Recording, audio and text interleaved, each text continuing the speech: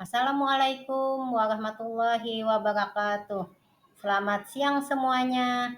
Bertemu kembali dengan saya Ibu Herlenda, calon guru penggerak angkatan 9 Kabupaten Pasir dari SDN 001 Batu Sopang. Kali ini saya tidak sendiri, tetapi saya ditemani oleh rekan sejawat saya yang bernama Ibu Oktiarina Rahayu. Beliau mengajar di kelas 6A SDN 001 Batu Sopang. Assalamualaikum Ibu Okta. Waalaikumsalam. Apa kabarnya Ibu pada hari ini? Alhamdulillah baik, Ibu. Baik Ibu, pada hari ini kita akan melakukan percakapan pra-observasi. Sebelum nanti kita bertemu di ruang kelas, saya akan mengamati kegiatan pembelajaran yang akan Ibu Okta lakukan di dalam kelas atau sebelum saya melakukan supervisi kelas. Adapun pertanyaan yang pertama adalah, apa materi yang akan Ibu sampaikan di kelas nanti? Ya. Baiklah Ibu Herlenda, untuk materi yang akan saya sampaikan nanti di kelas adalah materi unsur bangun ruang tabung dan luas permukaan bangun ruang tabung. Kemudian, apakah tujuan pembelajaran yang akan ingin Ibu capai pada saat pembelajaran di kelas nanti? Adapun tujuan pembelajaran yang ingin saya capai di dalam pembelajaran nanti adalah melalui model pembelajaran problem-based learning dan pendekatan saintifik, siswa mampu merumuskan luas permukaan tabung, kemudian mampu menghitung luas permukaan tabung. Selanjutnya yaitu melalui pengamatan, siswa mampu menganalisis dan menyelesaikan masalah sehari-hari yang berhubungan dengan luas permukaan tabung. Baik, Ibu Okta. Kemudian bagaimana dengan area pengembangan yang ingin Ibu capai setelah observasi ini? Baik, untuk area pengembangan saya ingin mengembangkan di area pengetahuan dan keterampilan. Baik, berarti Ibu ingin mengembangkan yaitu dari pengetahuan dan keterampilan peserta didik. Baik Ibu, saya juga ingin mengetahui bagaimana rancangan pembelajaran yang ingin Ibu terapkan di dalam kelas nanti. Apakah mungkin itu dari strategi pembelajaran atau model pembelajarannya dan pendekatannya Ibu seperti apa? Ya, untuk pendekatan dan strategi yang saya gunakan dalam pembelajaran yang akan saya berikan nanti, yaitu meskipun di kelas 6 belum kurikulum merdeka, tetapi di sini sudah saya mulai mengkolaborasikan pembelajaran yang berdiferensiasi dan berintegrasi dengan pembelajaran sosial, emosional, kemudian adanya tugas kelompok, tanya jawab, diskusi, presentasi dari setiap kelompok, dan juga ceramah. Baik Ibu, berarti strategi yang akan Ibu terapkan itu adalah pembelajaran yang berdiferensiasi dan terintegrasi dengan sosial emosional. Kemudian di situ juga ada tugas kelompok, kemudian diskusi, ceramah, dan tanya jawab. Kemudian bagaimana dengan media pembelajaran yang akan Ibu gunakan di dalam kelas nanti Ibu? Untuk media pembelajaran yang akan saya gunakan adalah sebuah model atau contoh konkret dari benda-benda sekitar yang berhubungan dengan bangun ruang tabung dan kemudian membuat dengan jaring-jaring tabung. Baik Ibu. Nah, kira-kira kapan Ibu ingin melakukan observasi nanti? Maksudnya di hari apa atau di jam keberapa Ibu? Ya, kebetulan Ibu, saya ingin secepatnya karena lebih cepat lebih baik, dan untuk kesiapan insya Allah nanti minggu depan saya sudah siap untuk diobservasi. Baik Ibu. Saya akan datang nanti ke kelas Ibu untuk melakukan supervisi kelas dan saya akan melihat serta mencatat hal-hal apa saja yang terjadi di dalam kelas Ibu nanti. Kemudian sebelum kita melakukan, nanti Ibu akan melakukan percakapan pasca observasi yaitu bersama dengan pengajar praktek yaitu Ibu Sri Listiorini, guru penggerak juga. Baik, Bu. Sebelum kita akhiri, apakah ada yang Ibu dapatkan pada percakapan kita pada hari ini? Ya, hari ini saya mendapatkan gambaran media apa yang saya gunakan nanti waktu proses pembelajaran di kelas, dan saya akan mempersiapkannya dari sekarang. Baik, Ibu. Terima kasih banyak Ibu Okta atas waktu yang sudah diberikan kepada kami sehingga bisa berbincang-bincang dengan saya, yaitu kegiatan pra-observasi dan sampai ketemu di kegiatan observasi. Demikianlah percakapan kita pada hari ini. Sampai ketemu di kegiatan observasi kelas dan percakapan pasca observasi. Wassalamualaikum warahmatullahi wabarakatuh. Terima kasih banyak Ibu Oktiarina. Sama-sama Ibu Erlinda.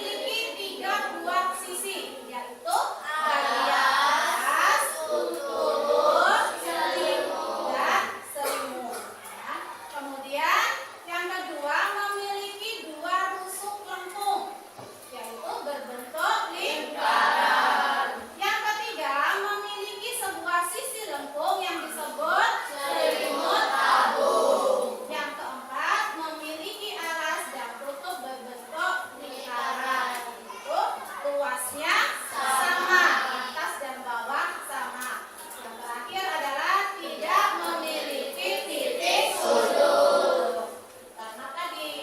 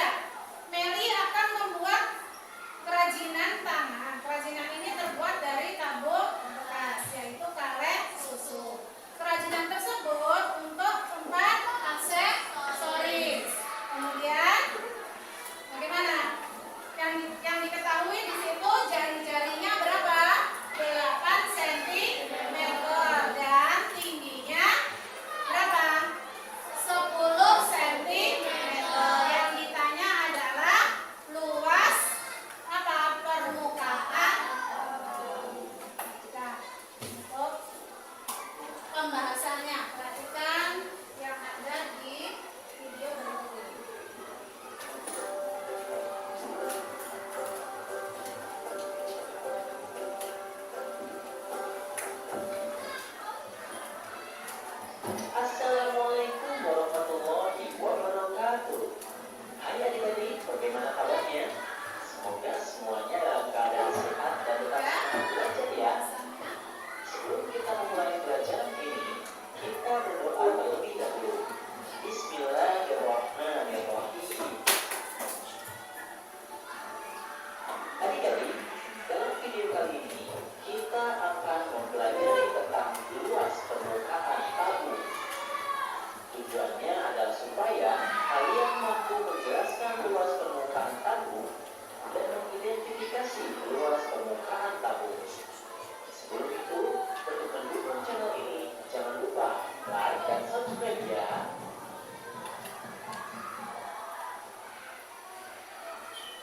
Adik-adik, mari perhatikan.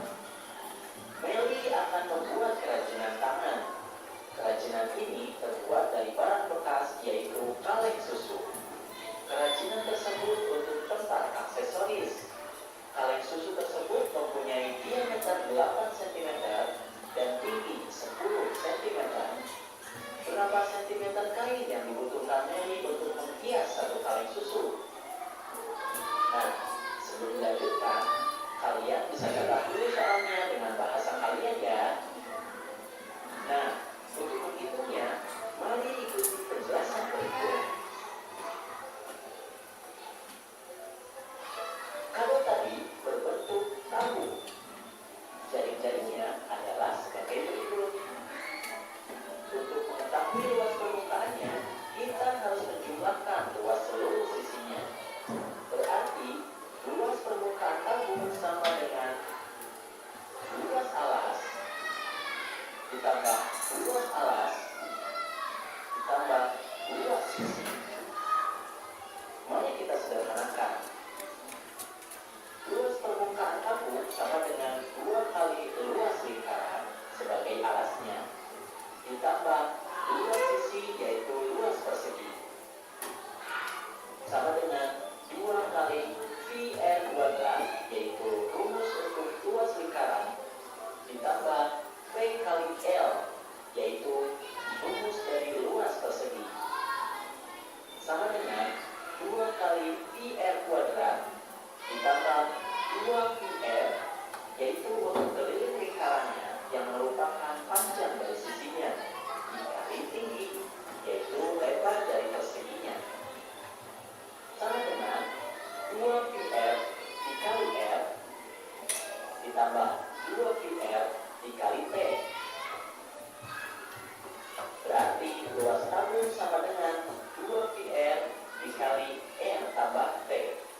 Keterangannya, L adalah luas permukaan tabung, LA adalah luas alas tabung, P adalah panjang persegi panjang, R adalah panjang jari-jari, T adalah tinggi tabung, dan V adalah konstanta yaitu 22/7 atau 3,14. Selanjutnya, kita bisa menjawab soal di awal tadi.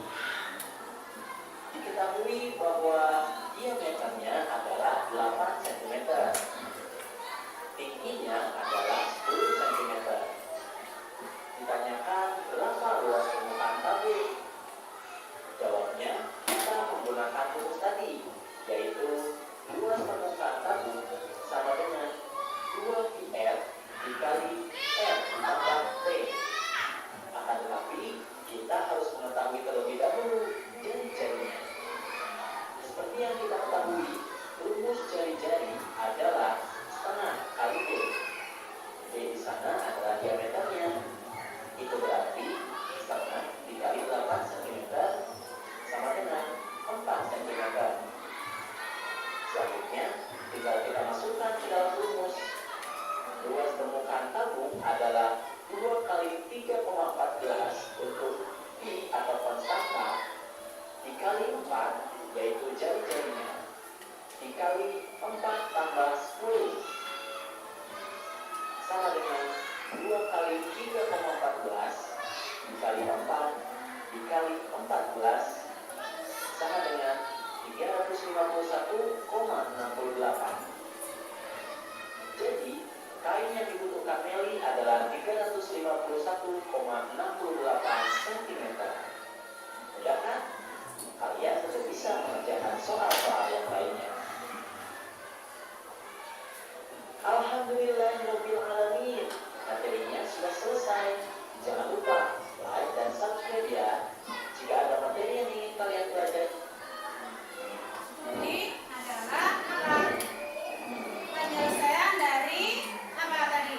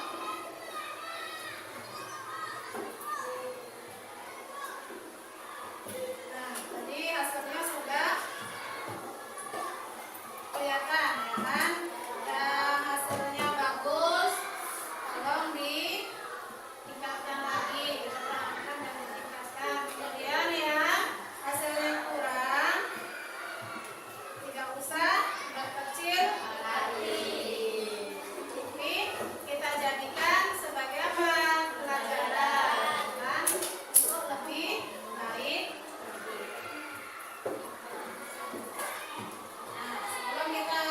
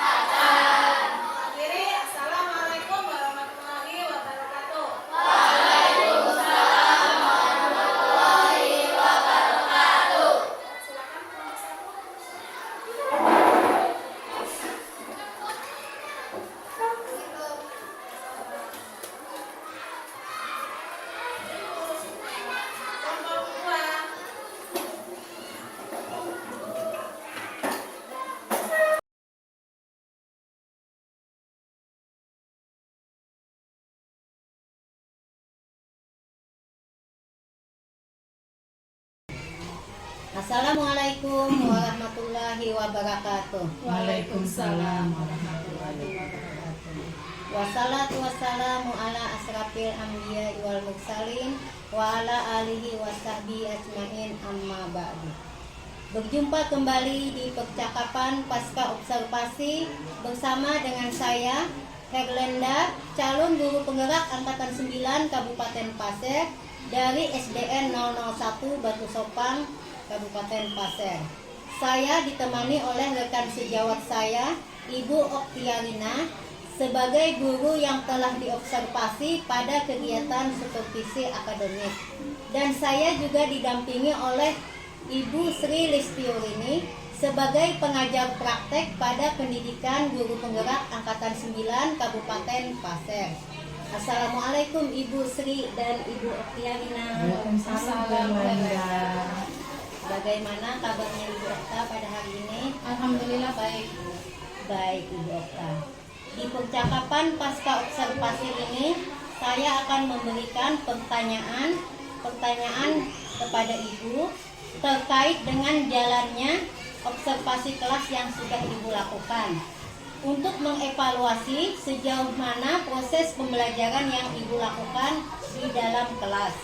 Pertanyaan yang pertama, bagaimana perasaan Ibu Okta dengan berjalannya proses kegiatan observasi di kelas kemarin? Ya, baiklah Ibu Herlenda.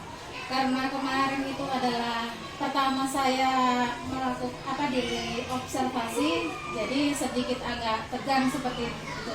Tetapi alhamdulillah proses pembelajarannya sesuai dengan rencana dan berjalan lancar. Alhamdulillah ya Ibu Okta, berjalan dengan baik. Bisa Ibu ceritakan kembali area pengembangan apa yang sudah Ibu lakukan, kemudian langkah-langkah apa dan tahapan-tahapan apa yang sudah Ibu lakukan saat observasi kelas kemarin Ibu? Ya, untuk tahapannya saya membuat perangkat pembelajaran, kemudian di area pengembangan yaitu pengetahuan dan keterampilan.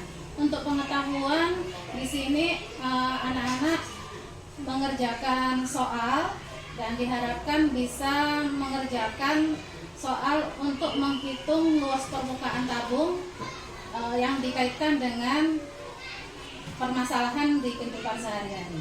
Kemudian untuk keterampilan di sini anak-anak setelah membuat model jaring-jaring bangun tabung diharapkan mampu menjelaskan apa saja unsur atau sifat-sifat bangun tabung tersebut. Baik Ibu Okta. Menurut Ibu, sejauh mana area pengembangan yang sudah Ibu sampaikan tadi, apakah sudah berhasil atau belum Ibu? Ya, alhamdulillah sudah berjalan dengan baik. Namun masih ada sedikit kekurangan saat proses pembelajaran saat berlangsung. Baik Ibu. Tadi Ibu bilang masih ada kekurangan. Kemudian apa kekurangan dan kendala yang Ibu hadapi pada saat proses pembelajaran itu Ibu? Kekurangan atau hambatan yang terjadi adalah masih ada beberapa siswa yang tidak terlibat dalam diskusi kelompok. Maksudnya anak tersebut kurang aktif dalam proses pembelajaran tersebut. Dari kendala yang Ibu hadapi, ada anak yang kurang aktif ya Bu ya, Iya. dan tidak terlibat dalam diskusi kelompok. Mengapa Ibu kira-kira anak itu mengapa tidak aktif dan tidak terlibat dalam diskusi kelompoknya? Ya, mungkin dari pembagian kelompok karena jumlahnya siswa yang cukup besar sehingga saya jumlah kelompoknya ini ada yang tidak efektif seperti itu. Jadi ada anak yang akhirnya menggantungkan teman untuk mengerjakan seperti itu Ibu. Dan saya akan melakukan pendekatan yang sesuai dengan minat anak dengan gaya belajar yang baik dari visual, auditori, dan kinestetik. Sehingga anak-anak akan merasa lebih nyaman dan saya juga akan memberikan pertanyaan kepada anak tersebut berupa arahan agar kegiatan yang dilakukan bisa seperti apa seperti itu. Baik, berarti rencana kedepannya Ibu ingin menggunakan pendekatan gaya belajar ya Ibu. Iya. Itu dari visual, kemudian auditori dan kinestetik. Mudah-mudahan apa yang Ibu rencanakan dapat terrealisasikan dan dapat memberikan proses pembelajaran yang lebih baik lagi dibandingkan dengan yang kemarin. Saya tunggu nanti Ibu ceritanya apakah dapat terrealisasikan sesuai dengan harapan Ibu. Kemudian kapan Ibu kira-kira akan melakukan perubahan pada rencana yang Ibu sampaikan tadi? Ya, insya Allah secepatnya Ibu saya akan melakukan. Iya Ibu. Kami mengucapkan terima kasih banyak Ibu atas jawaban Ibu tadi. Mudah-mudahan apa yang Ibu rencanakan secepatnya dapat direalisasikan. Baik Ibu. Baiklah, selanjutnya saya beri kesempatan kepada Ibu Sri Listio ini sebagai pengajar praktek untuk memberikan umpan balik atau tanggapan-tanggapan terkait percakapan pasca observasi atau kegiatan observasi kelas. Disilahkan Ibu. Baik, terima kasih Ibu Herlenda dan Ibu Okta. Sejauh yang saya lihat, alhamdulillah Ibu Herlenda sudah memahami tentang prinsip coaching sehingga bisa menggali hal-hal yang memang perlu untuk disajikan oleh seorang coach. Nah, Bu Herlenda sebagai coach sudah bertindak menjadikan dirinya sebagai seorang coach yang baik. Jadi Bu Herlenda tidak memutuskan, tetapi memberikan kesempatan kepada coach untuk mengemukakan, untuk memutuskan tentang apa yang sebaiknya dilakukan oleh seorang coach dalam mengatasi hambatan-hambatan yang dialami oleh coach. Sehingga selain itu, sebagai seorang coach, Bu Herlenda juga sudah bisa melihat poin-poin yang ditemukan selama proses observasi pembelajaran, yang hal itu bisa dibawa dalam proses coaching pasca observasi pembelajaran saat ini. Sangat luar biasa Bu Herlenda. Sukses selalu untuk Bu Herlenda dan Ibu Okta. Terima kasih atas partisipasinya pada pagi hari ini. Sekian, terima kasih dari saya. Baik Ibu, terima kasih banyak atas umpan balik atau tanggapan-tanggapan yang telah Ibu berikan pada kegiatan pasca observasi pada hari ini. Baiklah, akhirnya rangkaian kegiatan supervisi akademik sudah selesai. Mulai dari percakapan pra-observasi, observasi kelas, dan juga percakapan pasca observasi. Saya mengucapkan terima kasih banyak kepada Ibu Sri Listiorini dan Ibu Oktiarina. Saya akhiri, wabillahi taufik wal hidayah. Assalamualaikum warahmatullahi wabarakatuh. Waalaikumsalam warahmatullahi wabarakatuh.